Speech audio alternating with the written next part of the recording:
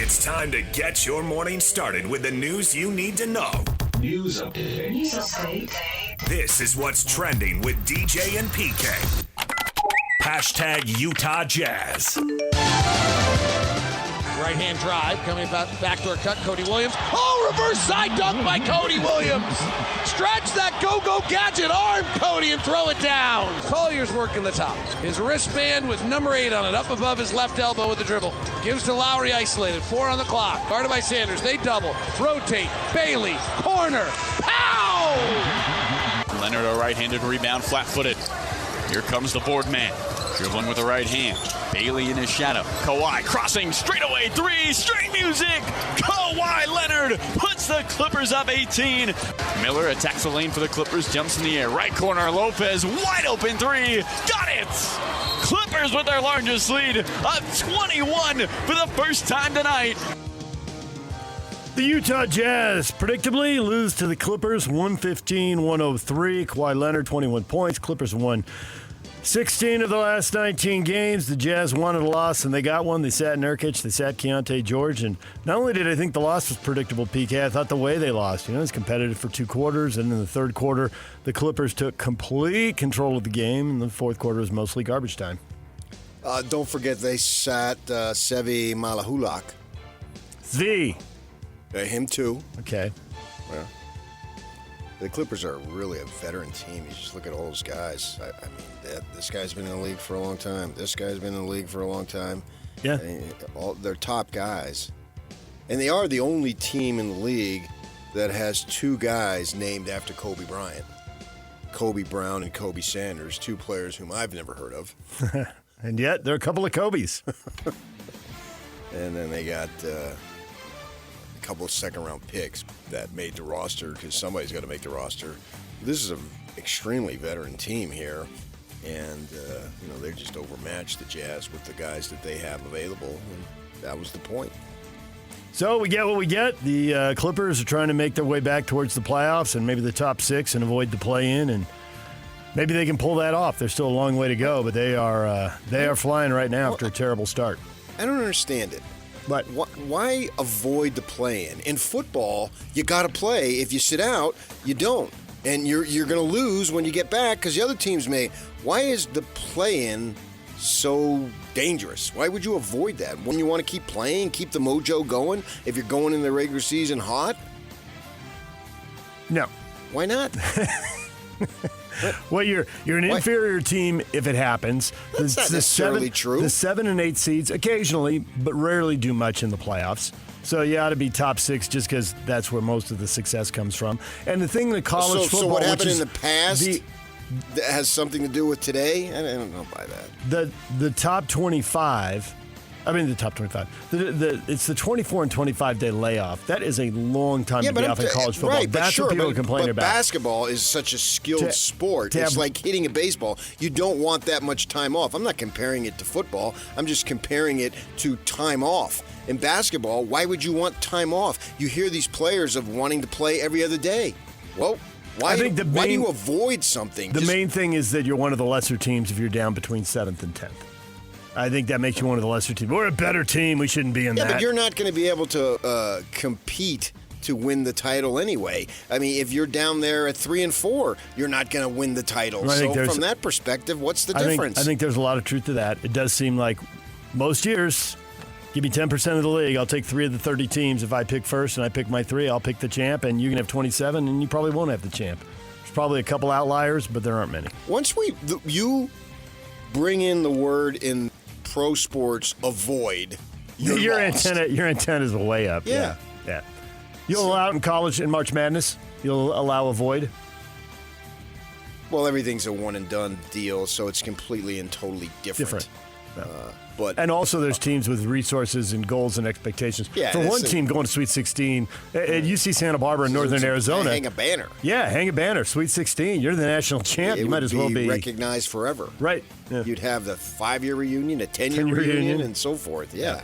So that's why I said pro sports, which essentially resource-wise is even. There's other factors that play into it, market size and attractability and management, blah, blah, blah. But that's on them. So, and then the Clippers, right now, to me, if Kawhi is healthy, did I say Kawhi healthy? Kawhi Leonard is healthy, that they're dangerous. And who knows if he's going to be available, though. Yep. That's the big thing with him, right? I mean, he's April's a long way away. He's scored at least 20 points in the last 18 or 19 games he's played in, which has only been done 2 or 3 other times in franchise history, going all the way back to Buffalo they were talking about. I mean, he's an amazing player if he has his health, but obviously that's dogged him for the last several years. Jazz Warriors tonight, Delta Center tip-off at 7, pregame at 6 here on The Zone. DJ and PK. Hashtag NBA. When I first came into the league, some of the biggest concerns of injuries was like, a high ankle sprain. You was afraid to step on somebody's ankle because there was 4 or 5 guys sitting in the paint. Guys with athleticism, myself, Tracy McGrady, Vince Carter, to name a couple guys. Sometimes you're afraid to take off into the lane because there was 4 or 5 guys sitting in the paint. And if you land on somebody's ankle, you get a high ankle sprain, you out 4 to 6 weeks. You don't really see that as much now because the game is so spread open, it's so much pace. But now you see the new high ankle sprain is the calf. Evan Mobley sidelined by a calf strain, just as LeBron James is talking about calf injuries. And Giannis is out with a calf injury, and you can go on and on.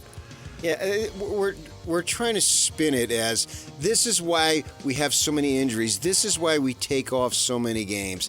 Tell me about Michael Jordan going into the paint against the Pistons and tell me which one is tougher on the body. Yeah. Well, first off, if you're not familiar with how badly he got hammered when he went in the lane, there's that. And second, he was playing an era when there were a lot of people, and he could have landed on an ankle in the lane. The Pistons had a bunch of big guys in the lane. Rick Mahorn was in the lane. Not just James in Edwards the lane. was in the lane. James Edwards. He's very soft. If you land on his foot. Go Lambeer. Don't go James Edwards. Lambeer, too. No, not two. Only. Not Edwards. I'm not going Buddha. Yep. The guy was as soft as you when you played hoop. They are all in the paint. And they're there with boxing gloves. It's just somebody employed by the league who's trying to spin it that these are why the injuries, it's so tough. We're victims. It's harder now. The fans aren't buying it. No, the fans want to see the Stars play. The fans don't really care what the explanation is. They want to see the Stars play. And when the Stars sit, disappointment follows. What was tougher, getting bludgeoned when you went to the basket or now?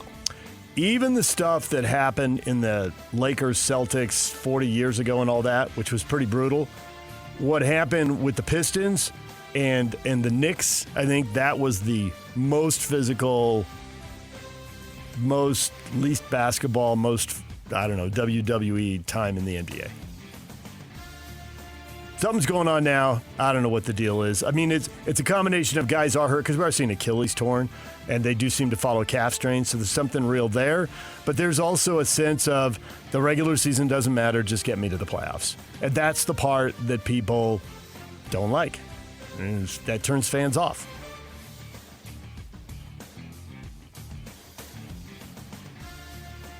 Thunder, best team in the NBA. They just keep winning. They win again. They beat the Pelicans 104-95. They did have a little in-game altercation. Lou Dort, Jeremiah Fears. Nothing that would compare to the Pistons and the Bulls, though. Suns beat the Nets 106-102. The Nets will be here soon. Igor, Friday, I think. Dioman, yes. Shoving Dylan Brooks. Everybody's sick of Dylan Brooks. Antagonist. And he loves it. DJ and PK. Hashtag college basketball. Aggies are on the air tonight. They play in the Spectrum. Scotty G will have the call as Utah State hosts Wyoming. Pretty decent rivalry back and forth between those schools, but they're about to go their separate ways in 2 different conferences here. So Wyoming coming in, not a great year for them. They are 12-8 and 3-6, and you would think that Utah State should handle the business and get the win at home tonight. Oh, sure. 7 o'clock for the tip, 6:30 for the pregame show. DJ and PK.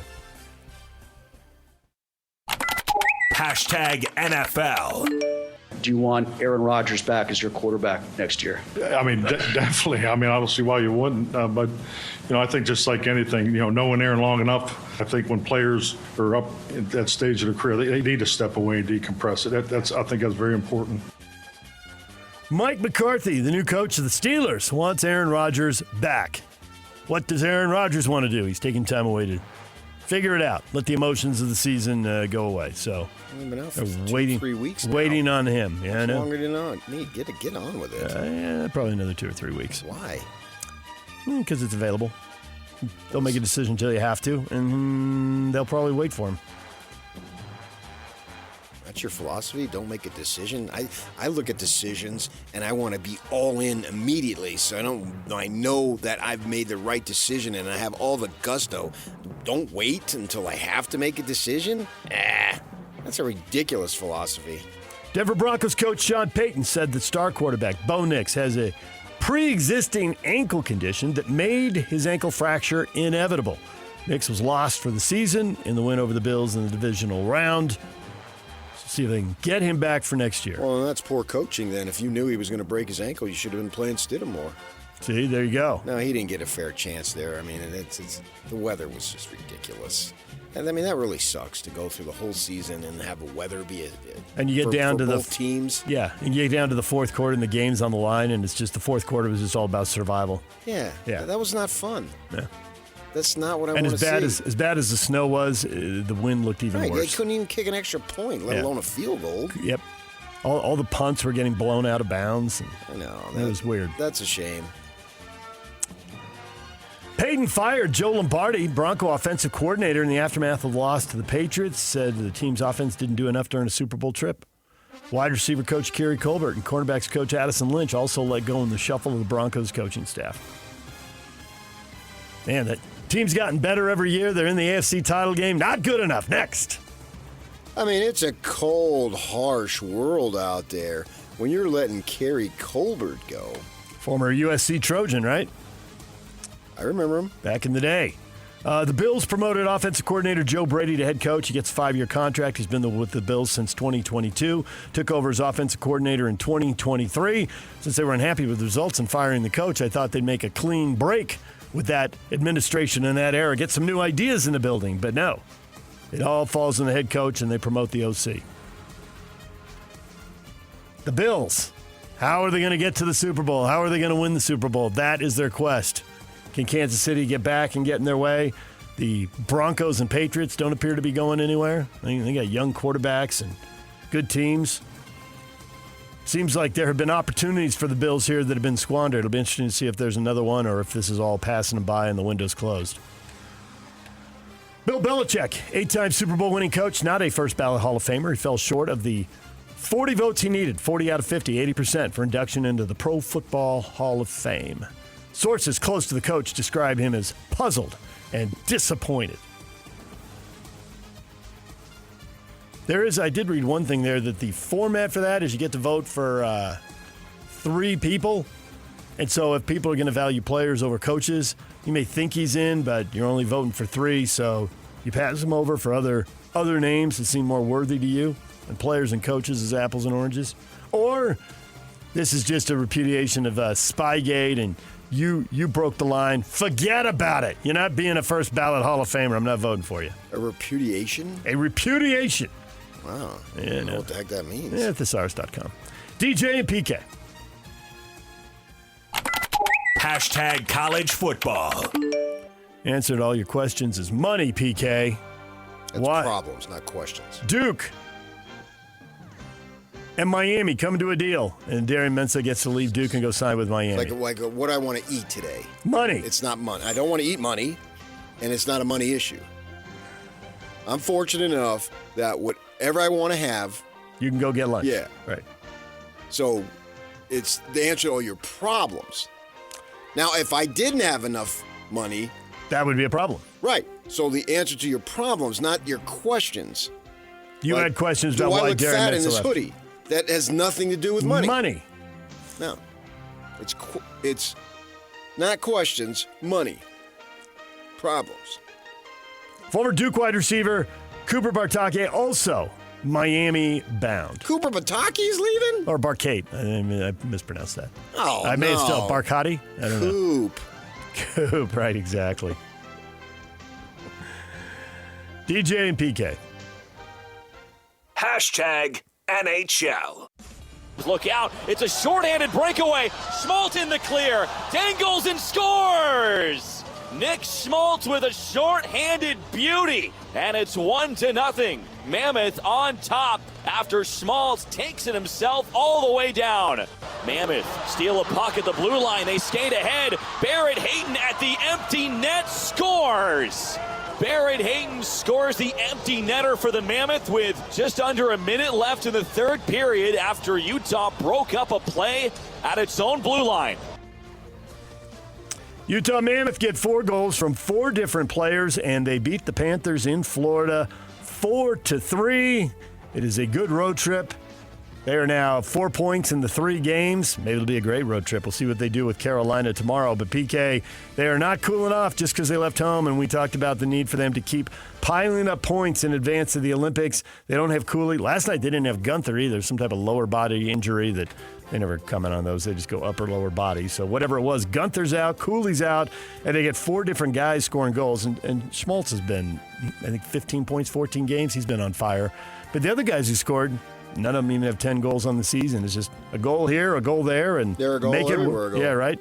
Make it work, and they did.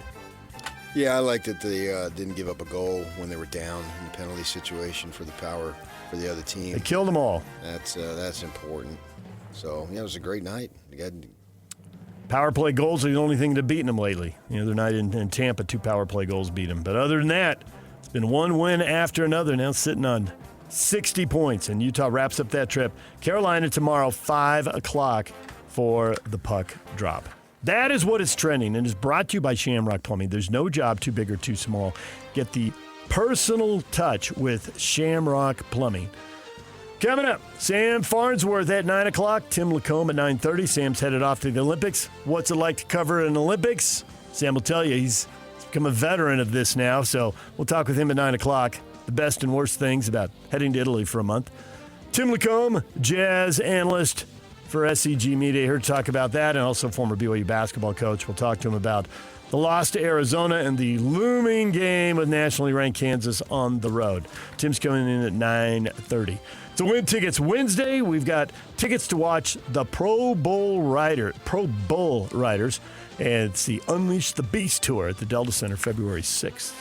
So that's coming up. DJ and PK, the question of the day is next.